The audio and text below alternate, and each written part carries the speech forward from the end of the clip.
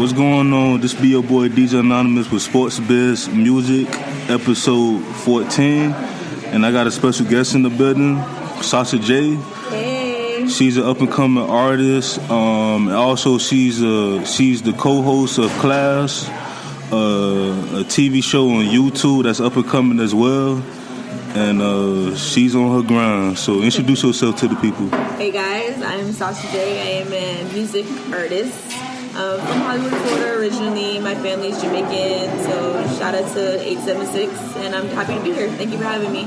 So, like I always ask people, like the first question is like, what made you start, your music? Like, what was your influence? Like, who influenced you?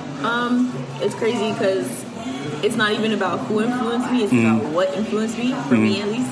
When I was younger, I was in drama club in high school. Okay. And I auditioned as a singer, but in drama club, like, you gotta have a really, like, dramatic voice. And I didn't have that, and I still don't really have that. I'm kind of subtle with my music. So I did a majority dancing in high school.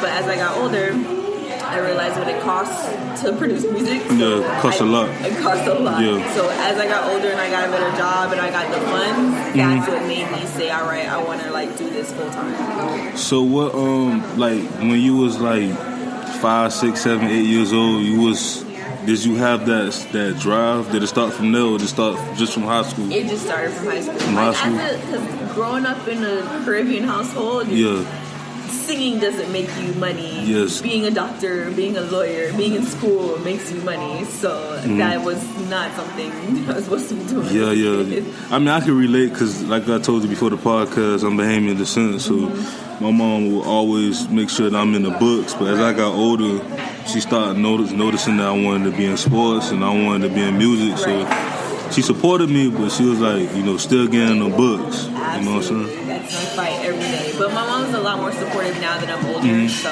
it's appreciated. So, I know you have an EP out, but I don't want to touch that.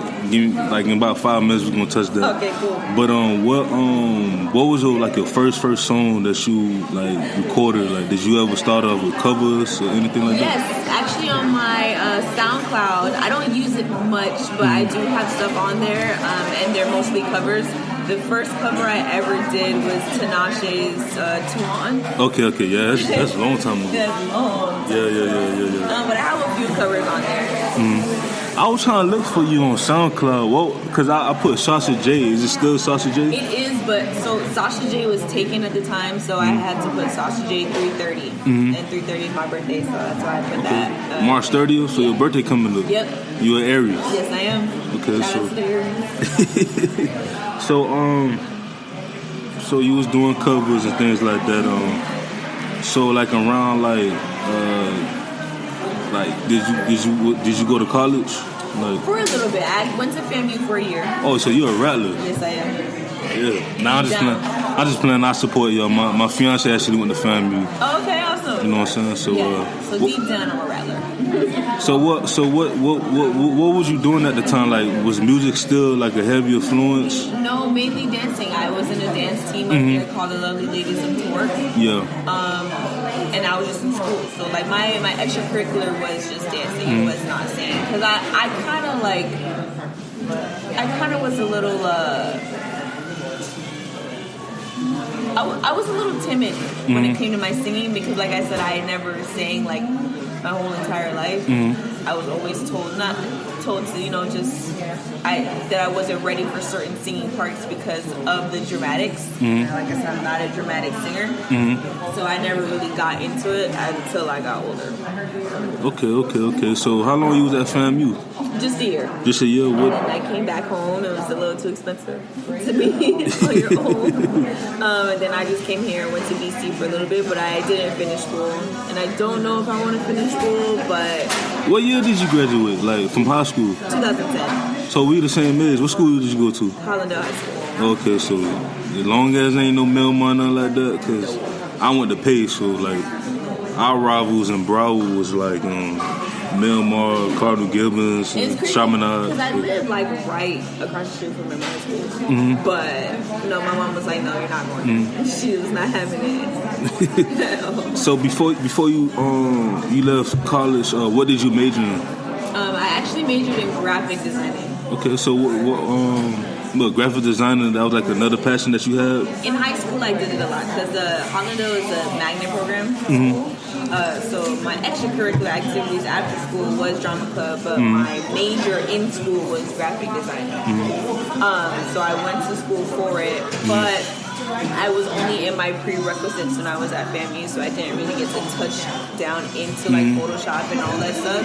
I just lost the passion for it, and I realized that my passion was music, and I just kept going with that. So you don't deal with, like, even when you do your projects, you don't do the graphics or nothing? I play around with it a little bit on my computer, but I'd rather just get somebody to get that done. I'm not that good at it. So after you came back down and you left BC, what did you do after that? I just worked. I just kept working and saved as much money as possible to get myself around. Ended up buying myself my first car at like 21. What car was that?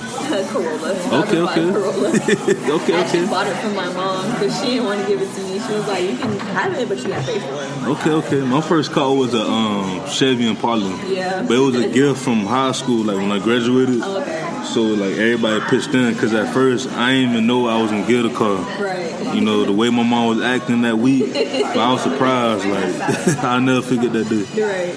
So after that, you started saving up and things like that. This is when you started working on your EP?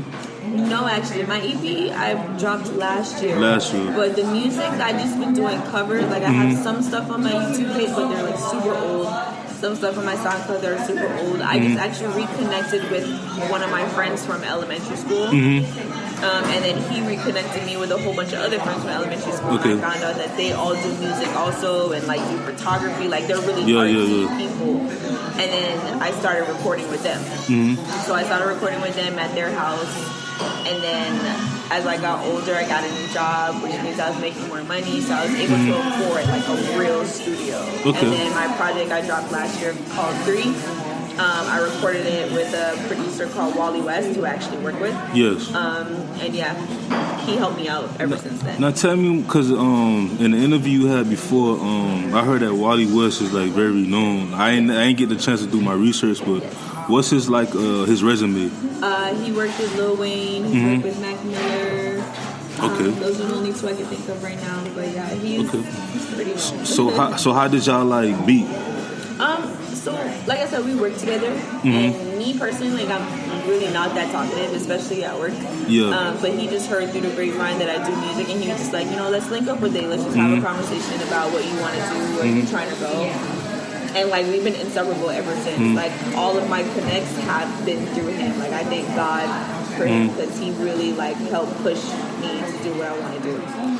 Nah. First of all, like I'm surprised that you're not talkative because you are Aries. I know a lot of Aries, like that are very talkative. Like I'm very free spirited. You know what I'm saying? I am free spirited, but I don't like talking. I really don't like talking. So you said you're still independent. So, like, what's because in my second episode of the podcast, shout out to my boy Hayes, we discussed about, like, the difference between being signed and being independent. Do you feel that is your goal to, like, do you want to be signed one day or do you want to stay in the independent route? It's a little difficult, right? Because you want to be able to do whatever you want to do. So that works with independent. But then you want the money and the label behind you, so that works with being signed. So I think if given the opportunity, if a label does present themselves to me, I would have to really like read the fine print of these contracts and let them know what I want to do as an artist, because if they can't let me be me, then I don't want to be that. And if that means I'm going to have to stay independent for a little while longer, then so be it, because I want to be able to do what I want to do. obviously, like, people need a little guidance, that's fine, but at the end of the day, like, I feel like if I don't want to make a pop song, I'm not going to make a pop song. And you should not force me to do that because you guys feel like it's a good look. If I want to do it, I want to do it at the end of the day. So it's a little difficult. There's pros and cons to both. So have Wale West, like, he always give you, like, advices, like, in the music industry about that? Like, with the for sure. independence and the major label? Because I look at people like Nipsey Hussle and Currency and, like, a whole bunch of, like, you know, rappers and stuff like that Tech Nine, you know, he's still independent, you know, making millions of dollars a year. I always think that, you know, back in the day when we was younger, that being signed to a label was like a big thing. Right. You know, but nowadays, like with technology and with social media, it's like being signed is pretty much more of a partnership because you could do so much. Like being independent now is much more easier than it was back in the day. Right. You know, when you had to. For me as a DJ, I had to, like, you know, throw out some CDs or, like, had to put my music on people's iPods and stuff like that. You know what I'm saying? So, like, now it's like I don't have to do that. Like, I could just send links, DM people with my links and stuff, email blasts and things like that. So, let's get to your EP right quick before we lose, you know, track. Because I want to talk about this because it was very interesting. Why the number 3? Well, for one, it's my favorite number. For two, for me, the number 3 means bringing everything together. And like I said, I was at different points in my life where like nothing was getting right. Like my personal life, my work life, my career, like nothing was right for me at the time.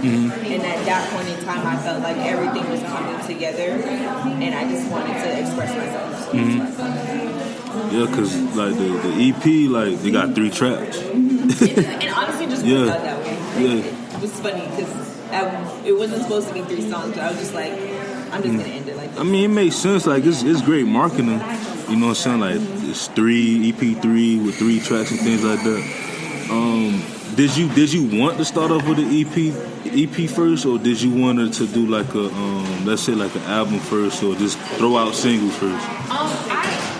I never thought about any of that. Like I would just record it, and then it just turned into a whole project. Like when I was working with Wally, he was like, "All right, now you got to narrow it down to how many songs you want." And I'm like, in my head, because I never had like somebody guiding me with this stuff before.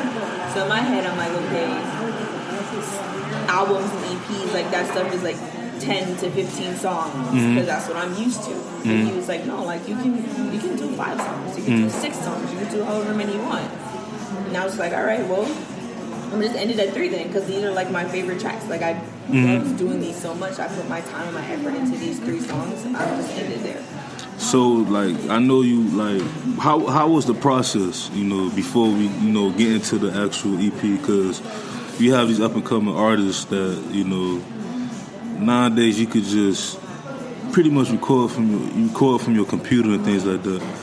But how was like the real process with the writing, with finding the beats and stuff? With the whole orchestrating the whole tracks and things like that. So Wally, like I said, like helped me out a lot. Like when we would meet up in these studio sessions, he would just play me a bunch of like old stuff that he did. He was like, look, I'm gonna give this to you. So just choose what you want, figure out what you want, we'll go from there.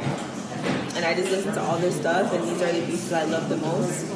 My writing process for me, I just sit at home and just write. Like I just write whatever comes to mind, and then I structure it afterwards. But actually, the last song, Blue, one of my sisters wrote it. Her name is Kayla. She's actually a poet, but she's nice with the pen. She wrote that whole entire song, and I'm like, she was awesome. So she's your ghostwriter. Yeah, she's low-key like. So you got to make sure that she get paid when you blow up. Of course, she know that. She know that. So for the EP3, the first track, 21, which kind of remind me of Adele. Oh, really? It kind of did, even with the song itself. You know what I'm saying? Like, what was the whole backstory with that song? It's actually about one of my exes in high school. He was like my high school sweetheart. He was my everything. I named it 21 because he played football in high school, and his number was 21. Well, you played safety? He was corner. Corner? Okay, you know what you see. I know what he said. I don't know football like that. I just know his position. Like I had to. Yeah. So what, what's the details on it, like? Because I feel like he was for me my only one. I feel like with him, I will never get him out of my head. It doesn't matter how many years we are apart. When we see each other, it's the first time we ever seen each other. That's never gonna go away. But it has to go away at some